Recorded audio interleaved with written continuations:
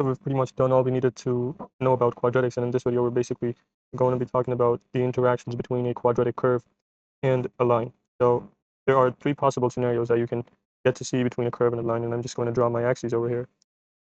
Now, we know that quadratic curves come in two possible faces, so you either get a smiley one or you get a sad one. And we're going to see for either of these how lines would interact with these curves. So let's just start off with the smiley face first. So let's say there's a quadratic equation and it gives you this curve. Now, lines can interact in three different ways. So the first scenario is where the line basically is something like this, and it doesn't interact with this curve. So this line right over here, doesn't touch the curve anywhere. Another way a line could interact with a quadratic curve is in a way where it basically intersects 2 points of the curve. So in this case, this one right here and this one. And it could do this in a bunch of ways. So we could have something like this. You can see there are two intersection points right here, right here. It could do something like this. We have two intersection points, and it could do something like this. So it could basically intersect this curve in, I mean, infinitely many ways, but there's going to be 2 points of intersections. So the first situation you're going to have is you're going to have no intersections. Then you can possibly have two intersections. And then you have like a special case, and we call it the tangent. So this is where the line, let's say this is a point on the curve, and the tangent is basically a special name given to a line which only touches the curve at a specific point. So let's say right over there. Now this line would only touch this curve at this point. So you can call this one intersection point. One intersection point. And there's something special about these tangents. So every point has its own tangent. So this point right over here is going to have its own tangent. And this tangent right over here is not going to touch the curve anywhere else other than this point. This point can have its own tangent, and it will look something like this. And this point can have its own tangent, which will look something like this. So tangents touch at only one point. And what's special about these tangents is tangents have the same gradient as that point of the curve. And what I mean by that is if I erase all of these lines over here, and I let this tangent stay, so I'm just going to let this one tangent stay. Now we know that a curve has changing gradient. So a curve does not have a constant gradient. We know that if I have a line over here, I can basically find out the gradient of this line. I can find out the gradient of this line by using my formula of the gradient, which is y2 minus y1 divided by x2 minus x1. But that doesn't work for a curve. A curve has a different gradient on every point. So if we're talking about this point, it's going to have a different gradient. Then the next point is going to have a different gradient. And then the next will have a different gradient. So what's special about tangents is, let's say if you have a tangent for this point right over here, let's call this point A. Let's say you have a tangent for point A. Wait, that's not correct. It should only touch at one point, so only at point A, something like this. You can't really draw it exactly, but let's say like this. So let's say point A point A on the curve has a gradient of 50. So then this tangent of point A is also going to have a gradient of 50. And let's say this point right over here, which is, let's call this point C. Let's say point C on the curve has a gradient of let's call it 16. Then this tangent over here, this tangent line over here is also going to have a gradient of 16. So what's special about the tangents is that tangents tend to have the same, the tangents are basically lines, right? So tangents are basically lines. And these lines will have the same gradient as the point they're touching. So this line right over here is going to have the same gradient as this point C. This line over here is going to have the same gradient as point A. That's something that you need to know about tangents. Now, the other key thing that you need to understand over here is what happens when we solve a quadratic equation. So if you have a quadratic equation and you solve this out, what happens? Well, you basically find out the roots of the quadratic equations, which basically tells you, okay, where does the quadratic curve, the smiley face or the sad face, intersect with the x-axis? Now, a cool thing that you can do is you can actually merge the equation of a quadratic. You can merge a quadratic equation and the equation for a line. If you don't remember, these are basically equations that look like y equals mx plus c, right? You guys have probably done this in your O levels. And this is what we've just done. So these are equations that look like ax squared plus bx plus c. So if you merge a quadratic equation with a line equation, and then you get a new equation, so you get this new equation. If you solve this equation out, if you solve out this equation, and since to make this equation, you've merged the line and the quadratic curve, what you get is when you solve this equation, you get the points of intersection. The points of intersection. And so using this new equation, by solving that new equation, you can basically find out the points where a line and a curve may intersect. So if you have a graph, that's pretty good. Let's say I have a graph over here. So if I just erase all of this. So let's say if you have a curve something like this, and you have a line that sort of goes through it like this, and then you have your axes, then you can easily sort of just look at the graph and be like, okay, that's one point of intersection. That's another point of intersection, and let's say maybe this right over here would be the x value over here would be 5, and over here it would be 3, and this thing right over here is, let's say 4, Let's say this thing right over here is 5.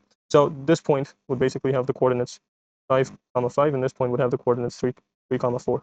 So in this case, it's really easy to just use this curve, use this graph, right? These axes to basically find out these intersection points. You just trace the values and you find out that, okay, that's the intersection point, that's the intersection points, and these right here are the coordinates. But you can't really do this if you don't have a curve. Let's say they just give you the equations for this. Let's say they just tell you, okay, there's a quadratic curve that has the equation, which is, let's say it's some quadratic equation that they give you in the question, and then they give you some line equation. And they're like, okay, now that you don't have a curve and you're supposed to find where they intersect. So how do you do that? Well, that's where you use this merging idea.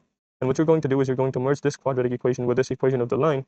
You're going to get a new equation, and you're going to want to you're going to solve this. And when you solve this, you basically get your points of intersection, right? So I'm just going to write POI for points of intersection. So this could end up in 3 ways. I'm just going to show you how this works. So let's say I have a quadratic equation, and let's say I have a line equation. And I'm not going to write the values right now for these equations. I'm just going to write their standard forms. So the standard form for a quadratic equation would be y equals ax squared plus bx plus c, right? And then I'm basically going to write the standard form for a line equation, which is going to be y equals mx plus c. So what I want to do is, if I want to find the intersection points between this quadratic curve and this line, I'm going to merge these two equations. And how do I do that? Well, you can see this has a y and this has a y. So what I say is I say that y is equal to y, and then I just substitute the values. So I know that this y is equal to this thing right over here, and this y is equal to this thing right over here. I'm basically substituting, right? If you guys have done elimination and substitution, I'm just substituting and I'm merging these two equations. So I'm going to get something that looks like ax squared plus bx plus c equals mx plus c, right? And then what's going to happen is if I actually just rearrange this equation, I'm going to have ax squared plus bx plus mx plus c. Oh, actually, this is going to be negative, right? Because I take it over there to the other side, it's gonna become negative. And the c is also going to become negative, and I'm going to have 0 on this side. Okay, so you can see what I did is I grouped the x terms together and I grouped the constant terms together. So now if I take this x common out of these two terms, what you can see is that I'm basically going to get the new equation, the merged equation, which is going to be x squared plus b minus m, and I just took the x common, right? I'm taking the x out common, and then I'm going to get this constant, which is a constant term, which is basically the first c minus the second c equals to 0. Now, of course, it's not going to look like this. We're not going to get a's and b's and c's. These are going to have value. Let's say a is going to be 4, b is going to be 5, c is going to be 16, then this m is going to be like negative 3 over 5, and this c will be 10. And you will obviously solve them with the values, but I don't have values right now. I'm just trying to explain the concept over here. So this right over here is the new equation. It's the new merged equation. I'm just trying to explain the concept to understand what this function of this new merged equation is. So of course you can see this new merged equation is a quadratic. It is a quadratic, and you can see why is it a quadratic? Because it has this square term. It has the square on the x, so it is a quadratic. But it's not this quadratic. Okay, it's a new quadratic. It's a merged quadratic. And what the function of this quadratic is you solve this thing, and you don't get the roots. Okay, if you solve this things, if you solve this quadratic, you would get the roots. Now, if you solve this thing right over here, you're not going to get the roots. You are going to get the points of intersection. Points of intersection. And why do you get the points of intersection? Well, because you make this equation by combining the line and the quadratic curve. So the new equation is supposed to give you the points of intersection. And since this is a quadratic equation, we know that quadratic equations tend to give us two answers when we solve them. Okay, we get one answer for the positive and negative, right? There's the if you take the square term over to the other side, if there's a square power, and you take it over to the other side, it becomes a square root, right? And it has a plus and minus sign with it. That's why we have those two answers. One is for the plus sign, one is for the minus sign. So once you get this merged equation, you can solve this just like you solve your normal quadratic equations. You can apply factorization onto it, factorization. You can apply the vertex form method onto it. You can apply that, and you can apply the quadratic formula onto it. And all of these, when you use all of these methods, you can use any of these methods to solve out this quadratic. You're basically going to get your answer, which is going to be the points of intersection. Now, if you get two distinct answers, two unique answers, or two different answers, let's say you get something that's 2 and something that's 4, then that basically means that one of the coordinates where they intersect is 2, and the other coordinate is 4. Let's say you get one answer. Let's say that one answer is going to be 2. So in that case, you just know that it's a tangent. It only touches the curve at one point. If you get one specific answer, and then let's say it's 2, it's just 2, that means that it's a tangent. It only touches the curve. The line only touches the curve at one point. If you get two unique answers, two different answers by solving your quadratic, then that basically means that the line touches the curve at 2 points. 2 points. And if let's say you get no answers when you solve this, you get a math error, or you get an imaginary answer on your calculator, depending on if your calculator is in math error form or complex form. If you get no answers or a math error, that basically means that the curve, if you get an error, that just means that your curve That just means that your curve and line don't intersect. Don't intersect. Okay, so it's basically you can get these three paths just like you get roots. You when you solve a quadratic, you can get no roots, you can get two roots, or you can get one root. In the same way, when you solve the merged quadratic, this merged quadratic equation, you can either get two different points of intersection. You can get one point of intersection, that which will mean that the line is basically a tangent to the curve, or you can get an error, which would mean no points of intersection. And remember, these points that you find out, these points, they're not the y coordinates, they are the x coordinates. How do I know that? Well, because if you come back over here and you look at this quadratic, this merged equation, it has these x terms in it, right? You don't, do you see a y in this equation? You don't. So if let's say if you solve this merged quadratic and you get two answers, let's say you get -1 and you get 3.5. What are these? These are basically your x values. Just like in the roots you get your x values, these are basically your x values. So x is -1 and x is positive 3.5. So what this means is, if I just draw the axes over here again, this just means that I have a curve, let's say something like this, and then let's say I have a line that sort of goes through like this. So it would have 2 points of intersection. Let's say one's over there, one's over here. This right here is going to be -1. So see, that's the first point of intersection, and this right over here is going to be 3.5. Right, you can see this 3.5 is on the plus side of the x-axis. This is the plus side, and that -1 is on the negative side of the x-axis. But these are not going to be the complete coordinates, right? These are just the x coordinates of the intersection points. You still need to find out the y coordinates. You still need to find out, okay, what's the y for this? What's the y for this? You still need to find that out. And how do you do that? Well, once you've found the x coordinates, which is -1 and positive 3.5, what you can do is you can go ahead, put these back in either the line equation, or you can put them back in the quadratic equation. It is completely up to you. Okay, since you can see this point, these two intersection points are common. They are common for the curve, and they are common for the line. So it doesn't matter. You can either put them in the equation of the line, or you can put them in the equation of the quadratic curve, or you can put them in the quadratic equation. You can find out the y values. And how do you do that? Well, let's say I go ahead and I try and solve my line equation. So it's basically in the form y equals mx plus c. Now, of course, I'm going to have some value for c. Let's say it's 16. I'm going to have some value for m. Let's say that's 5. All I'm going to do is I'm first going to put this -1 in here and solve out, get my y value, and then I'm going to get my 3.5 in place of the x, and then get my y value again. So then I'll get I'll get one of the y values over here. Let's call that y1. Then I'll get another y value over here, which I can call y2. So then I would completely know that my points of intersection are 3.5 and y2, whatever y2 is going to be, and my other point is -1 and y1, whatever that y1 is going to be. Okay, so to recap all of this, I'm just going to make some space. Lines and curves can intersect. So lines and quadratic equations, quadratic curves can intersect, okay? And they can intersect in three possible ways. So that could be a tangent, which basically means one intersection. Then they can have two intersections,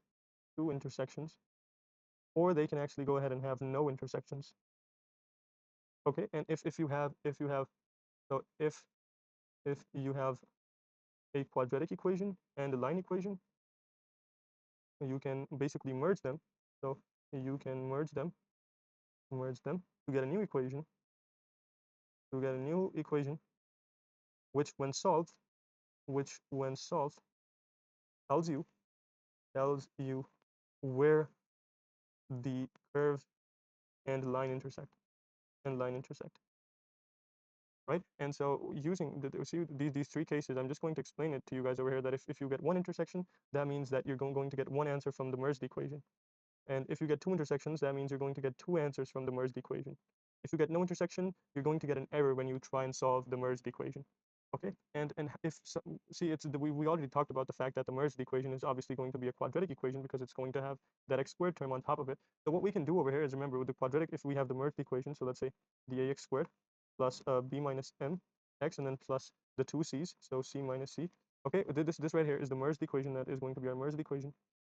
So we know it's a quadratic, so we clearly know that we can apply the quadratic formula to solve this out, which is basically minus b plus minus b squared minus 4ac over 2a. And remember, right, if this right here is the square root, this right here is the discriminant. Now, and this is the discriminant of the merged equation. Remember this is going to be the discriminant of the merged equation. Now, if this discriminant is basically equal to 0, then what does that mean? That basically means that you have, I believe, one intersection point. Okay, so discriminant, if it's 0, then that means you have one answer, or one intersection point. If you have a discriminant that is positive, which means it's greater than 0, then you have two intersection points, or two answers. If your discriminant is basically negative, which means it's smaller than 0, then you have no intersection points, which means your line and your curve do not intersect. And why does this make sense? Well, because look, this is the discriminant, b squared minus 4ac, and it has a plus and a minus. Now, if this thing solves out to give you 0, then square root 0 is basically going to be 0, and plus minus 0 basically means nothing. So all you're left with is this thing right over here. And this thing is only going to solve out to give you one answer. On the other hand, if this thing solves out and gives you a positive answer, then you're basically going to have a plus. So let's say that positive answer is positive 25. So you square root that and you get 5. You're going to have plus 5 and minus 5. And then that's going to solve out to give you two answers, one for the plus sign, one for the minus sign.